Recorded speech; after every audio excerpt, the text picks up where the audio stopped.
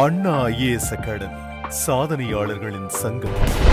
வருங்கால அரசு அதிகாரிகள் அனைவருக்கும் வணக்கம். நான் உங்கள் பொன்வேல் பாண்டியன், நடப்பு நிகழ்வுகள் ஆசிரியர். இன்றைய தினம் ஆகஸ்ட் 24ஆம் தேதிக்குரிய நடப்பு செய்திகளை டிஎன்பிஎஸ்சியோட புதிய பாடத்திட்டத்தின்படி பல்வேறு தலைப்புகளை நம்ம தினந்தோறும் தொகுத்து கொடுத்துருக்கோம். அந்த வரிசையில இன்றைய தினத்திலும் சிறப்பான முயற்சியை போட்டிருக்கோம். வீடியோ ஃபுல்லா பார்த்துட்டு நடுவில் கேட்கிற அந்த போனஸ் கேள்விகளுக்கும் இறுதியா கேட்கிற அந்த சூப்பர் 6 கேள்விகளுக்கும் சூப்பரா பதில் சொல்லி கண்டிப்பா ஒரு நல்ல சாதனையை சீக்கிரமா படைக்கணும். ஓகேவா? அதான் எங்களுடைய ஆசை, உங்களுடைய ஆசை அதான் நினைக்கிறேன். ஆரம்பிக்கலாமா? ஆகஸ்ட் 24 நடப்பு செய்திகள். ஃபர்ஸ்ட் பாயிண்ட் சூப்பரான செய்தி பாருங்க. தமிழக செய்தி. அதுல கேழ்வரகு உற்பத்தி திறன் தமிழ்நாடு முதலிடம். நம்ம ஏற்கனவே 2024-25 நிதியாண்டிற்கான சரிங்களா அந்த பொருளாதார ஆய்வறிக்கை தமிழ்நாடு அரசு முதல் முறையை வெளியிட்டாங்க. எப்போ வெளியிட்டாங்கம்மா? ஃபர்ஸ்ட் போனஸ் கேள்வி. சரியா? தமிழ்நாடு அரசானது பொருளாதார ஆய்வறிக்கை முதல் முறையாக எந்த தேதியில் வெளியிட்டாங்க? அது வந்து முதல் போனஸ் கேள்வி. இரண்டாவது போனஸ் கேள்வி சரிங்களா, தமிழ்நாடு அரசின் அந்த பொருளாதார ஆய்வறிக்கை தயாரித்தது மற்றும் அதை வெளியிட்டது யாரு? ரெண்டையுமே ஒரே கேள்வியில பதிலா சொல்லுங்க. இதுதான் ஆரம்பத்தில் இன்றைய தினத்திற்கான போனஸ் கேள்வி, ரொம்ப ரொம்ப முக்கியமானது. சரிங்களா? சரி, அந்த பொருளாதார ஆய்வறிக்கையில அந்த வேளாண் துறை தொடர்பான சில டேட்டாஸ் தான் ரிலீஸ் பண்ணியிருந்தாங்க. சில பயிர்கள் உற்பத்தியில தமிழ்நாடு முதலிடம், 2ஆம் இடம், 3ஆம் இடம் அப்படிங்கிற மாதிரி சொல்லியிருந்தாங்க. சரியா?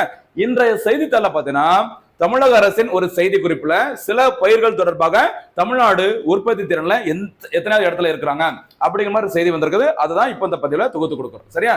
சரி, பாருங்கம்மா. கேழ்வரகு உற்பத்தி திறனில் இந்தியாவிலேயே தமிழ்நாடு முதலிடத்தை பெற்றுள்ளது. சரியா? நம்ம ஆல்ரெடி பார்த்திருக்கோம். உற்பத்திக்கும் உற்பத்தி திறனுக்கும் உள்ள வித்தியாசம் கண்டிப்பா உங்களுக்கு தெரியும் நினைக்கிறேன். மொத்த நிலப்பரப்பில் டோட்டல் லேண்ட் ஏரியாவில் எவ்வளவு பயிர்கள் ஓகேவா மகசூல் கிடைக்குதோ அதுக்கு பேரு உற்பத்தி. சரியா? அந்த குவான்டிட்டி உற்பத்தியின் அளவுன்னு சொல்லுவாங்க. சரியா? Per acre per hectare. சரியா? ஒரு குறிப்பிட்ட நிலத்துல யாரு அதிக அளவு மகசூல் அந்த பயிர்களை கொடுக்குறாங்களோ அதற்கு என்ன பேர் சொல்லுவாங்கன்னா உற்பத்தி திறன். சரியா? உற்பத்தியோட அளவுங்கிறது ஒட்டுமொத்த அளவு குறிக்கும். உற்பத்தி திறன் அப்படிங்கிறது குறிப்பிட்ட கொஞ்சம் லேண்ட் ஏரியாவில் யாரால அதிக அளவு மகசூல கொடுக்க முடியுதோ அது உற்பத்தி திறன் சொல்லுவாங்க. அந்த வகையில கேழ்வரகு ப்ரொடக்டிவிட்டி உற்பத்தியில இந்தியாவில் யார் டாப்ல இருக்கிறா? தமிழ்நாடு. ஓகேவா? அடுத்து மேலும் மக்காச்சோளம், எண்ணெய் வித்துக்கள், கரும்பு உற்பத்தி திறன் இந்தியாவிலேயே தமிழ்நாடு முதலிடம். பொருளாதார ஆய்வறிக்கையில கரும்பு உற்பத்தி திறன், எண்ணெய் வித்துக்கள், நிலக்கடலை இதோட உற்பத்தி திறன்ல முதலிடம் கொடுத்துருக்காங்க. சமீபத்துல செய்தித்தாள்ல பாத்தீங்கன்னா தமிழ்நாடு இந்த இடத்துல அத கரும்பு உற்பத்தி திறன்ல பாத்தீங்கன்னா 2ஆம் இடம் அப்படிங்கிற சொல்லியிருக்கிறாங்க. சரியா? சிறுதானியங்கள் மில்லட்ஸ், நிலக்கடலை உற்பத்தி திறனில் 3ஆம் இடத்தையும் தமிழ்நாடு பிடித்துள்ளது. ஓகேவா?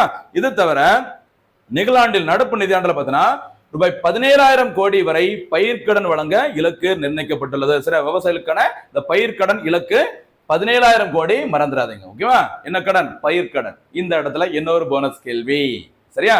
இந்தியாவுடைய முதல் முறையாக ஓகேவா இணைய வழியில் ஆன்லைன் மூலமாக இணைய வழியில் பயிர்க்கடன் வழங்கும் திட்டத்தை தொடங்கிய முதல் மாநிலம் எது?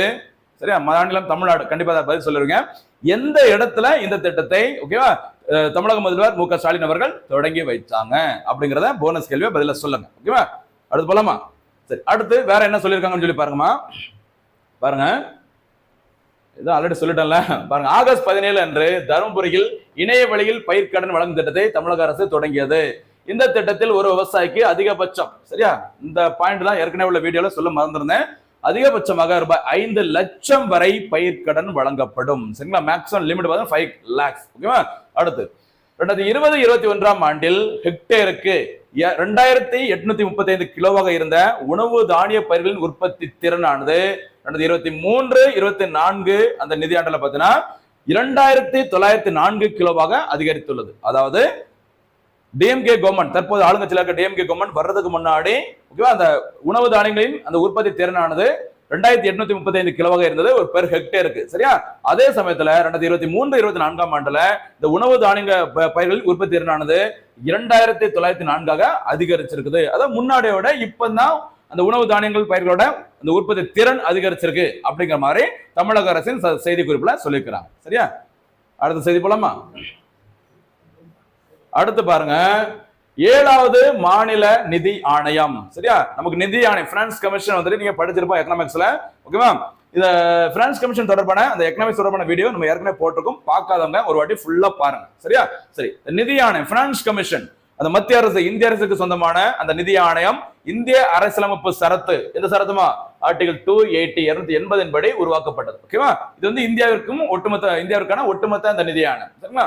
அதே மாதிரி மாநில அளவுல அந்த நிதி ஆணையத்தை அமைத்துக் கொள்ளலாம் அப்படி சொல்லிட்டு எதுல சொல்லியிருக்காங்க அப்படின்னு பார்த்தீங்கன்னா அரசியலமைப்பு சரத்து 243 அதுல பிரிவு ஐ. சரியா? இந்த பிரிவின்படி அந்த மாநிலத்தின் ஆளுநர் தான் அந்த மாநில நிதி ஆணையத்தை உருவாக்குவாங்க. சரிங்களா? இப்ப நம்ம செய்தியில பார்க்கிறது 7வது நிதி ஆணையம். சரிங்களா? ஓய்வு பெற்ற IAS அதிகாரி கே அலாவுதீன் அவர்கள் தலைமையில 7வது மாநில நிதி ஆணையத்தை தமிழக அரசு அமைத்துள்ளது. சரி, அதை உருவாக்குறது யாருதான்? ஆளுநர் தான் உருவாக்குவாங்க. கவனமா இருங்க. சரிங்களா? எதனா நிதி ஆணையம் 7வது, அதுக்கு தலைவராக யாரை போட்டிருக்காங்க அப்படின்னு பார்த்தீங்கன்னா கே அலாவுதீன் அவர்கள். ஓகேவா?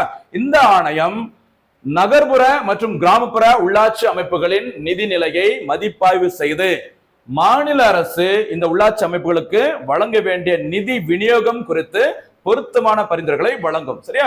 அதாவது நிதி ஆணையத்தோட முக்கியமான வேலையை நம்ம சென்ட்ரல் கவர்மெண்ட்ல பொறுத்த வரைக்கும் பார்க்கும்போது மத்திய அரசு மாநில அரசுக்கு இடையிலான இந்த நிதி பகிர்வு தொடர்பானது. சரிங்களா? இந்த கிடைச்ச வரி வருவாயை சூப்பரா பகிர்ந்து அளிக்க வேண்டும் மாநில அரசுகளுக்கு அவங்களோட கெப்பாசிட்டியை பொறுத்து. ஓகேவா? அதே மாதிரி மாநில நிதி ஆணையத்துக்கும் என்ன வேலை அப்படின்னு பார்த்தீங்கன்னா அந்த நகர்ப்புற மற்றும் கிராமப்புற உள்ளாட்சி அமைப்புகளுக்கு மாநில அரசுகள் எப்படி நிதி ஒதுக்கீடு செய்ய வேண்டும், அதற்கு எப்படிலாம் என்னென்ன பரிந்துரைகளை வழங்க வேண்டும், அதற்காக தான் இந்த நிதி ஆணையம் செயல்பட்டு வருகிறது. சரியா? சரி, தொடர்ந்து பாருங்க. எந்த ஆர்டிகல் அப்படிங்கிறத மறந்துடாதீங்க. சரிங்களா?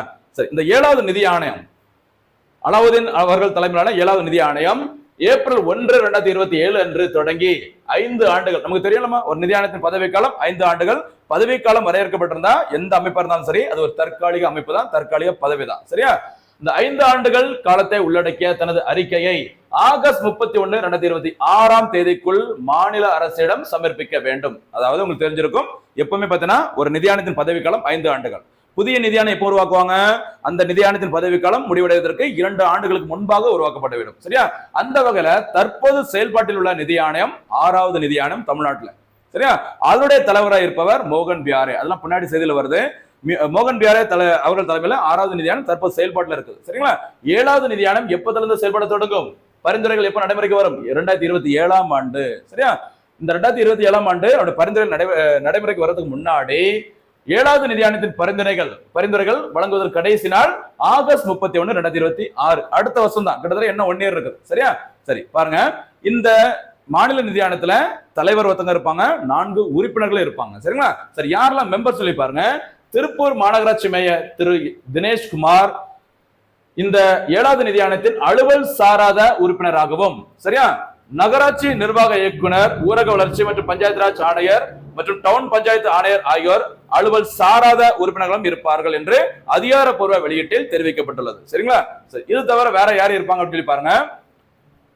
மாநில நிதித்துறை துணை செயலாளர் பிரதீக் தயாள் இந்த ஆணையத்தின் உறுப்பினர் செயலராக இருப்பார். மெம்பர் செக்ரட்டரியா யார் இருப்பாங்க பார்த்தீங்கன்னா பிரதீக் தயாள் அவர்கள். மொத்தத்துல 4 உறுப்பினர்களும் ஒரு தலைவரும் உள்ளடக்கியது நிதி ஆணையம், மறந்துடாதீங்க. சரிங்களா? தமிழ்நாட்டின் 6வது மாநில நிதி ஆணையம் தனது அறிக்கையை மார்ச் 24, 2022 அன்று சமர்ப்பித்தது. ஓகேவா? அதன் பிறகு 22 இருந்து 2027 மார்ச் 31 வரைக்கும் எது செயல்பாட்டில் இருக்கும்? இந்த 6வது மாநில நிதி ஆணையம் செயல்பாட்டில் இருக்கும். அதுக்கு பிறகுதான் 2027 ஏப்ரல் 1 முதல் எது நடைமுறைக்கு வரும்? 7வது நிதி ஆணையத்தின் பரிந்துரைகள் நடைமுறைக்கு வரும். சரிங்களா? இந்த 6வது நிதி ஆணையத்திற்கு ஓய்வு பெற்ற IAS அதிகாரி மோகன் பியாரே அவர்கள் தலைமை தாங்கியிருக்கிறாங்க. மறக்கவே மறக்காதீங்க.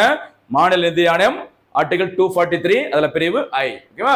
இந்த பிரிவின்படி மாநிலங்கள்ல ஆளுநரால் அந்த நிதி ஆணையம் மாநில நிதி ஆணையம் உருவாக்கப்படுகிறது. ஓகேவா? 1+4 மறந்துடக்கூடாது. ஒரு தலைவரும் 4 உறுப்பினர்கள் உள்ளடக்கியது.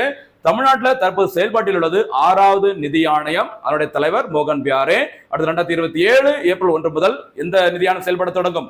7வது நிதி ஆணையம். அதற்கு தலைவராக யாரை போட்டாங்க அப்படின்னு பார்த்தீங்கன்னா கே அலாவுதீன் அவர்கள். முக்கியமான நோட்ஸ் கவனமா சரியா? சரி, அந்த இடத்துல இன்னொரு போனஸ் கேள்வி சொல்ல பார்க்கலாம். தற்போது தேசிய லெவல்ல, சரியா, நிதி ஆணையத்தின் தற்போது எந்த நிதி ஆணையம் செயல்பாட்டில் உள்ளது? அவருடைய தலைவர் யார்? அதே மாதிரி 16வது நிதி ஆணையத்தின் தலைவர் யார்? அதையும் நீங்க கூடுதலா போனஸா பதில்களை சொல்லுங்க பார்க்கலாம். அடுத்து சயின்ஸ் அண்ட் டெக் தொடர்பான ஒரு செய்தி பாருங்க. குலசேகரப்பட்டினத்தில் ராக்கெட் ஏவுதளம். சரியா? முக்கியமானது. இந்த ககன்யான் இஸ்ரோட அந்த சோதனைகள் நிறைய ஏதாவது டெய்லி நியூஸ்ல வந்துட்டே இருக்கு. ரொம்ப முக்கியமானது. அதே மாதிரி எல்லா போட்டித் தேர்வுகளும் இதுல இருந்து கேள்வி இல்லாத எக்ஸாமே இருக்காது. குலசேகரப்பட்டினத்தில் ராக்கெட் ஏவுதளம். சரியா? 2வது தேசிய விண்வெளி தினத்தை முன்னிட்டு நம்ம ஏற்கனவே கடந்த வீடியோல பார்த்துட்டோம். என்னைக்குமா?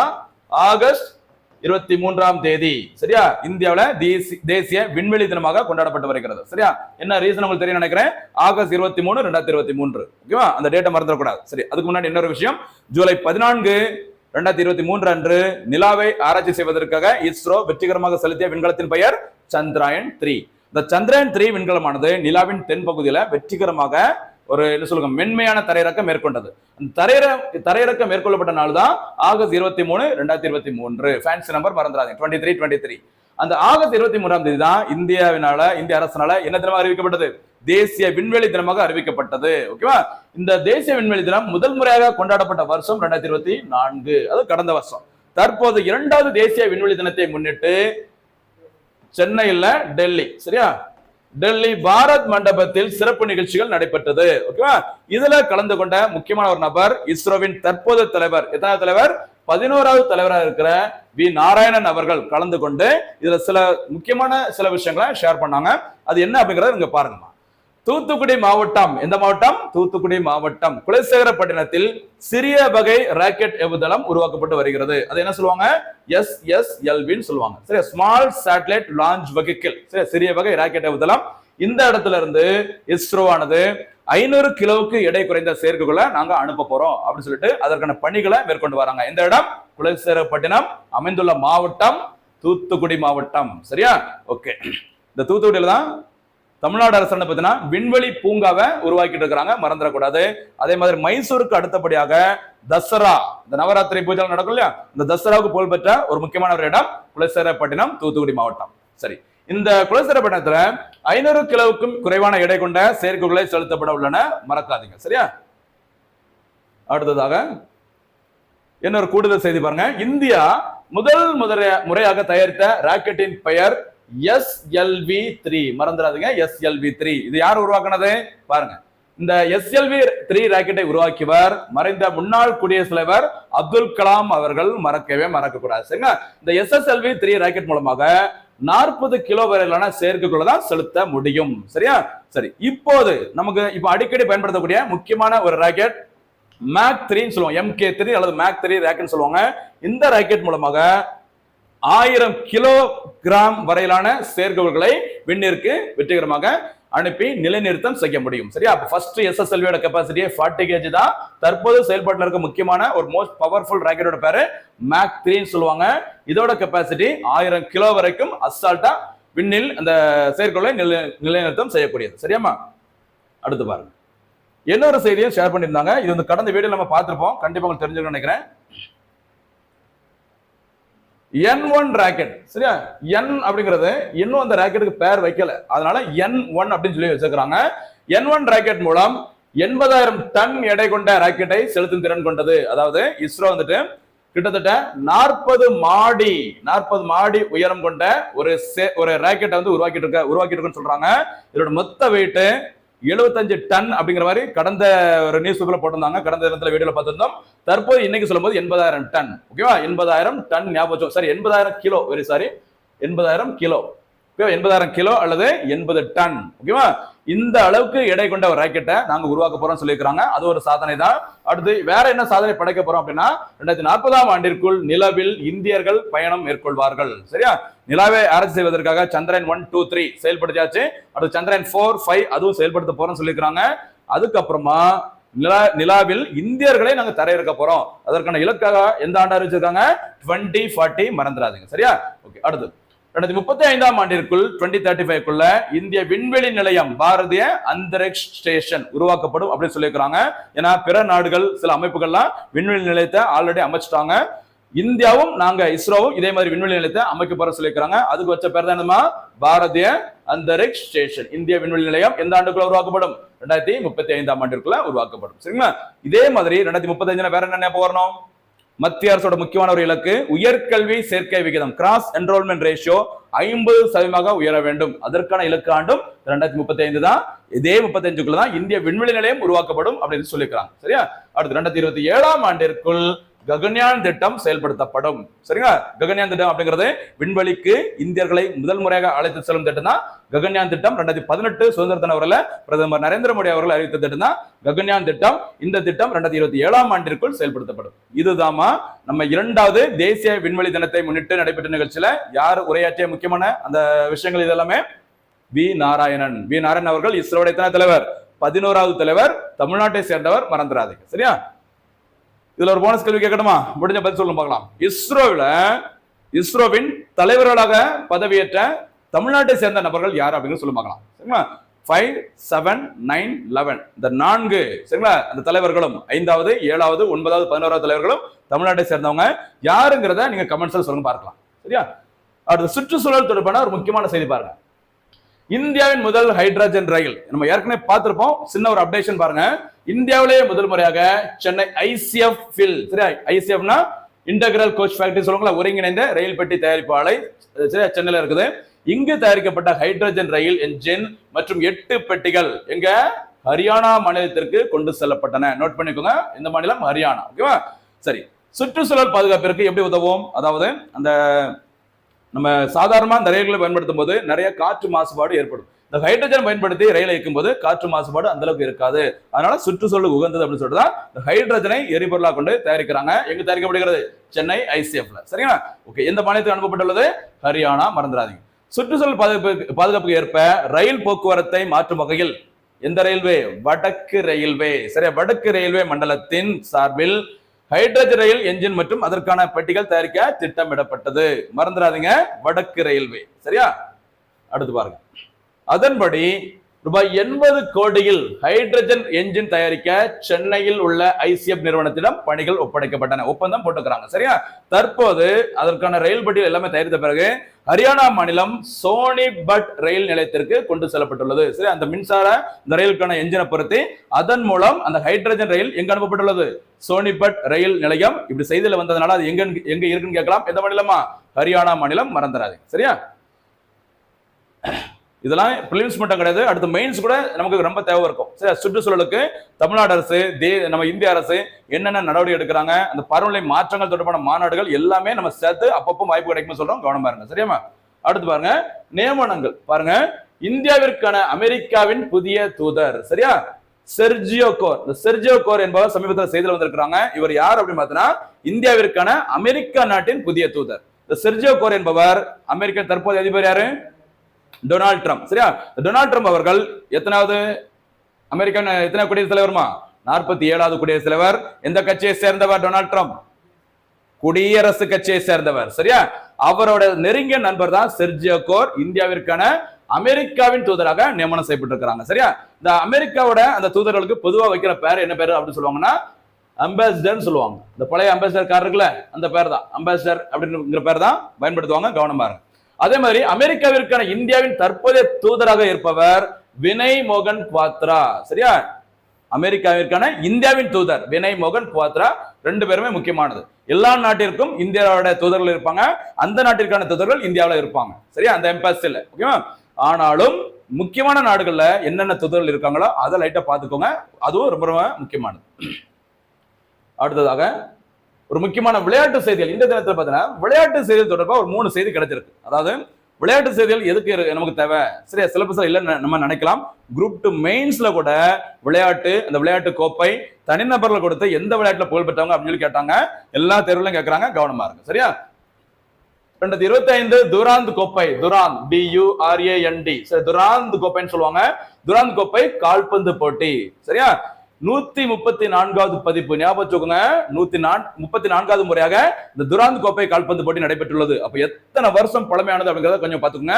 இந்தியாவுல உள்நாட்டு கால்பந்து போட்டி தொடர்ல ரொம்ப முக்கியமானது இந்த துராந்த் கோப்பை. இதே மாதிரி சந்தோஷ் கோப்பைன்னு ஒன்று உண்டு, அதுவும் கால்பந்து போட்டியோடு தொடர்புடைய இந்தியாவில் நடைபெறுகிற உள்நாட்டு ஃபுட்பால் அந்த டோர்னமெண்ட். ஓகேவா? அடுத்து இது ஆசிய கால்பந்து கூட்டமைப்பின் ஆதரவை பெற்றதிலிருந்து 4வது பதிப்பாகும். இந்த ஏசியன் ஃபுட்பால் அந்த ஃபெடரேஷன் சொல்ற இந்த கூட்டமைப்பின் ஆதரவை பெற்ற பிறகு 4வது எடிஷனா இந்த மேட்ச் நடந்திருக்கு. சரிங்களா? ஓகே, இந்த போட்டியில 25ஆம் ஆண்டு இருக்கிற துராந்த் கோப்பை போட்டியில சாம்பியன் பட்டத்தை வென்ற அணி நார்த் ஈஸ்ட் யுனைடெட். இது இந்த அணிக்கான 2வது சாம்பியன்ஷிப் பட்டமாகும். சரியா? இந்த துராந்த் கோப்பை அப்படிங்கிறது இந்தியாவின் பழமையான கால்பந்து போட்டிகளில் ஒன்று. ரொம்ப ரொம்ப முக்கியமானது. கவனமா இருங்க. ஒருவேளை இந்த போட்டியை கொடுத்துட்டு இந்த பேரை கொடுத்துட்டு எந்த விளையாட்டுடன் தொடர்புடையது அப்படின்னு சொல்லி கேட்கலாம். கவனம் பாருங்க. சமீபத்தில் சாம்பியன் பட்டத்தை வென்ற அணி நார்த் ஈஸ்ட் யுனைடெட் அணி. அடுத்து போலாமா? அது மாதிரி கிரிக்கெட்ல புகழ்பெற்ற ஒரு உள்நாட்டு கிரிக்கெட் தொடர் இது சொல்லுவாங்கம்மா. கிரிக்கெட்ல ரஞ்சி கோப்பை, சரியா? அதே மாதிரி துராந்த் கோப்பை, சந்தோஷ் கோப்பை எல்லாமே கால்பந்து போட்டியுடன் தொடர்புடையது. ரஞ்சி கோப்பை அப்படிங்கிறது கிரிக்கெட் போட்டியுடன் தொடர்புடைய ஒரு ஃபேமஸான ஒரு இந்த டொமஸ்டிக் டோர்னமெண்ட் சொல்லுவாங்க. கவனமா இருக்கு. சரி, அடுத்து பாருங்க. கிரிக்கெட் 13வது மகளிர் கிரிக்கெட் உலகக்கோப்பை சரி 2025ஆம் ஆண்டு சரி ஒன் டே வேர்ல்டு கப், சரியா? இந்த ஒன் டே வேர்ல்டு கப் 25ஆம் ஆண்டு நடைபெற உள்ளது. அது எத்தனையாவது எடிஷன் 13வது. இந்த போட்டிகள் நடைபெற நாடுகள் 2. ஒன்னு நம்முடைய அண்டை நாடான இலங்கை, இன்னொன்று நம்முடைய இந்தியா, சரியா? இலங்கை மற்றும் இந்தியாவால் இணைந்து நடத்தப்பட திட்டமிட உள்ளது. இந்த போட்டியானது இந்தியாவில் 4வது முறையாகவும் இலங்கையில் முதல் முறையாகவும் நடத்தப்பட உள்ளது. சரி, இந்த ஒன் டே வேர்ல்டு கப் அப்படிங்கிறது இதுக்கு முன்னாடி இந்தியா 3 முறை நடத்திட்டாங்க. தற்போது 25ஆம் ஆண்டு நடைபெற உள்ளது 4வது முறை. ஆனா ஸ்ரீலங்காவில் பாத்தீங்கன்னா முதல் முறையாக தான் இந்த மகளிர் கிரிக்கெட் உலகக்கோப்பை போட்டி நடைபெற உள்ளது, சரியா? இந்த போட்டியில பாத்தீங்கன்னா மொத்தம் 8 அணிகள் கலந்துக்க போறாங்க. இதற்கு முன்னாடி 2022ஆம் ஆண்டில் நடைபெற்ற அந்த போட்டியில் சாம்பியன் பட்டத்தை வென்ற அணி ஆஸ்திரேலியா அணி, மறந்துடாதீங்க, சரியா? ஓகே, அடுத்து போலாமா? அடுத்ததாக இன்னொரு முக்கியமான ஒரு விளையாட்டு செய்தி. 145வது யுஎஸ் ஓபன் டென்னிஸ் போட்டி, சரியா? 134வது துரந்த் கோப்பை பார்த்தோம். இங்க பாக்குறது அதுக்கு முன்னாடிலாம் நடக்கிற முக்கியமான ஒரு டென்னிஸ் போட்டி தொடர். அதுக்கு பேரு யுஎஸ் ஓபன் டென்னிஸ் போட்டின்னு சொல்லுவாங்க, சரியா? இது ஆண்டின் 4வது மற்றும் இறுதி கிராண்ட் ஸ்லாம் போட்டி ஆகும், சரியா? ஒரு 4 வகையான டென்னிஸ் போட்டி தொடர்களுக்கு தான் கிராண்ட் ஸ்லாம் அந்தஸ்து கொடுக்குறாங்க. அதுல ஒரு வருஷத்துல நடக்கிற 4வது அந்த கிராண்ட் ஸ்லாம் போட்டி தான் இந்த யுஎஸ் ஓபன் டென்னிஸ் போட்டி, சரியா? இந்த போட்டி தான் சமீபத்துல நியூயார்க்கில் உள்ள யுஎஸ்டிஏ பில்லி ஜீன் கிங் தேசிய டென்னிஸ் மைதானத்தில் தொடங்கி உள்ளது, சரியா? இந்த போட்டியில கடந்த ஆண்டு 2024ஆம் ஆண்டு சாம்பியன் பட்டத்தை வென்றது ஆண்கள் பிரிவுல யார் பார்த்தீங்கன்னா ஜின்னர் அவர்களும், ஓகேவா? மகளிர் பிரிவுல சாம்பியன் பட்டத்தை வென்றது அரினா சபலங்கா. இந்த 2 பேர் தான் நடப்பு சாம்பியன்களா இருக்கிறாங்க. இந்த வருஷம் யாரு இந்த போட்டியில சாம்பியன் பட்டத்தை வின் பண்ண போறாங்க அப்படிங்கறத பார்க்கலாம், சரியா? தெரிஞ்சுக்கோங்க. 2024ஆம் ஆண்டு முதல் தற்போது வரைக்கும் நடைபெறுகிற எல்லா அந்த கிராண்ட் ஸ்லாம் போட்டிகளும் 2 பேர் தான் ஆண்கள் பிரிவுல சாம்பியன் பட்டத்தை மாத்தி வின் பண்ணிருக்காங்க. ஒருத்தங்க பேரு ஜின்னர், இன்னொருத்தங்க பேர் பார்த்தா அல்கரஸ். ஒருவேளை தெரியலனா 2ல யாராவது ஒரு பேரை போடுங்க, மேக்ஸிமம் கரெக்டா இருக்கும், சரியா? அடுத்து போலாமா? அடுத்து பாருங்கம்மா. இந்த கிராண்ட் ஸ்லாம் அப்படி பார்த்தோம்ல, கிராண்ட் ஸ்லாம் அந்தஸ்து பெற்ற டென்னிஸ் போட்டிகள், அதாவது செஸ்ல கிராண்ட் மாஸ்டர் அப்படி சொல்லுவாங்க. இந்த ஃபிடே அமைப்பு சொல்லுவாங்கல்ல, FIDE. இந்த ஃபிடே அமைப்பு நடத்துற அந்த செஸ் போட்டியில குறிப்பிடத்தக்க ஒரு புள்ளிகளை ஒரு பாயிண்ட்ஸ் வாங்கியதுக்கு அப்புறம் கிராண்ட் மாஸ்டர் அந்தஸ்து வழங்கப்படும். அது கிராண்ட் மாஸ்டர். இங்க பாக்குறது கிராண்ட் ஸ்லாம், சரியா? அதாவது ஆண்களுக்கான டென்னிஸ் போட்டி தொடர்களுக்கு ATPன்னு சொல்லுவாங்க, பெண்களுக்கான டென்னிஸ் போட்டி தொடர்களுக்கு WTAன்னு சொல்லுவாங்க. இப்படி புகழ்பெற்ற நிறைய டென்னிஸ் போட்டிகள் இருந்தாலும் 4 அந்த டென்னிஸ் போட்டி தொடர்களுக்கு தான் கிராண்ட் ஸ்லாம் அந்தஸ்து வழங்கப்பட்டுள்ளது. அது எதெல்லாம் அப்படின்னு சொல்லி பார்த்தீங்கன்னா, நம்பர் 1 ஆஸ்திரேலியா ஓபன் டென்னிஸ் போட்டி, number 2 French open, number 3 Wimbledon, number 4 US open, ஓகேவா? இதுல ஒரு ஆண்டில் நடைபெறும் முதலாவது அந்த கிராண்ட் ஸ்லாம் போட்டி எதுன்னு பார்த்தீங்கன்னா ஆஸ்திரேலியா ஓபன், ஓகேவா? 2வது கிராண்ட் ஸ்லாம் போட்டி பிரெஞ்சு ஓபன், பிரான்ஸ் நாட்டில் நடைபெறும். விம்பிள்டன் போட்டி நடைபெறுகிற இடம் லண்டன், சரி? அப்ப இங்கிலாந்து நாட்டில் நடைபெறும், சரிங்களா? அடுத்து ஒரு ஆண்டில் நடைபெறும் இறுதி கிராண்ட் ஸ்லாம் போட்டி தான் அந்த US ஓபன். இந்த 4ல ஒரு சிறப்பு இருக்குது. ஒரே ஒரு கிராண்ட் ஸ்லாம் போட்டிக்கு மட்டும். எதுன்னு பார்த்தீங்கன்னா இந்த பிரெஞ்சு ஓபன். இந்த பிரெஞ்சு ஓபன் போட்டி மட்டும் பார்த்தீங்கன்னா களிமண் தரையில் நடைபெறும். மிச்சம் இருக்கிற அந்த 3 போட்டிகளும் பார்த்தீங்கன்னா இந்த புல் தரை, சரி, கிராஸ் லேண்ட்ல நடைபெறும். கவனமா இருங்க, ஓகேவா? இந்த உலக உருண்டை பார்க்கும்போது ஈஸ்ட் வெஸ்ட் அந்த ஆர்டர் பார்க்கும்போது அப்படியே வரும். ஆஸ்திரேலியா, அதுக்கப்புறம் பார்த்தீங்கன்னா இந்த பக்கம் பிரெஞ்சு, அதுக்கப்புறம் பார்த்தீங்கன்னா இங்கிலாந்து, அதுக்கப்புறம் தான் லாஸ்ட் யாரும் இருப்பா, அமெரிக்கா இருப்பாங்க. இதே ஆர்டர் தான் ஒரு ஆண்டில் இந்த கிராண்ட் ஸ்லாம் போட்டிகள் நடத்தப்படும். எந்த டைம்ல இது மாற்ற மாட்டாங்க, கவனமா இருக்கு, சரியா? அடுத்து போலாமா? ஏன்னா இது கேட்டிருக்காங்க எக்ஸாம்ல. இந்த கிராண்ட் ஸ்லாம் போட்டிகளை வரிசைப்படுத்துக, சரியா? ஃபர்ஸ்ட் எது நடக்கும், செகண்ட் எது, ஆண்டில் மறந்துடக்கூடாது. ஏறு வரிசை, இறங்க வரிசை, அசெண்டிங் ஆர்டர், டிசெண்டிங் ஆர்டர் மாத்தி TNPSC கன்ஃபியூஸ் பண்ணி விடுறாங்க, கவனமா இருங்க. அடுத்ததாக இன்றைய தினத்திற்கான சூப்பர் 6 கேள்விகள். முதல் கேள்வி பாருங்க. கேழ்வரகு உற்பத்தி திறனில் இந்தியாவிலேயே முதலிடம் பெற்றுள்ள மாநிலம் எது? இது இன்றைய தினத்திற்கான முதல் சூப்பர் 6. செகண்ட் சூப்பர் 6 கேள்வி. தமிழக அரசின் 7வது நிதி ஆணையத்தின் தலைவராக நியமனம் செய்யப்பட்டுள்ளவர் யார்? முடிஞ்சா அது கூட சேர்த்து 6வது நிதி ஆணையத்தின் தலைவர் யாருங்கிறது சொல்லுங்க. மூன்றாவது கேள்வி, துராந்த் கோப்பை எந்த விளையாட்டுடன் தொடர்புடையது? அடுத்து 4வது கேள்வி, 16வது நிதி ஆணையத்தின் தேசிய லெவலில் அமைக்கப்பட்டுள்ள 16வது நிதி ஆணையத்தின் தலைவர் யார்? 5வது கேள்வி, ஓர் ஆண்டில் நடைபெறும் கிராண்ட் ஸ்லாம் போட்டிகள், சரி, அந்த போட்டிகளை வரிசைப்படுத்துக. வரிசை ஃபர்ஸ்ட் எது, செகண்ட், தேர்ட், ஃபோர்த். அடுத்து 6வது கிராண்ட் ஸ்லாம் டென்னிஸ் போட்டிகளில் அதிக முறை சாம்பியன் பட்டத்தை வென்ற இந்தியர் யார்? முடிஞ்சா இது கூட சேர்த்துட்டு இந்தியர் யாருங்கிறத போடுங்க. அதே மாதிரி கிராண்ட் ஸ்லாம் அந்த டென்னிஸ் போட்டிகளை சாம்பியன் பட்டத்தை வென்ற ஒரே இந்திய வீராங்கனை மகளிர் யார் அப்படிங்கறத பதில சொல்லுங்க.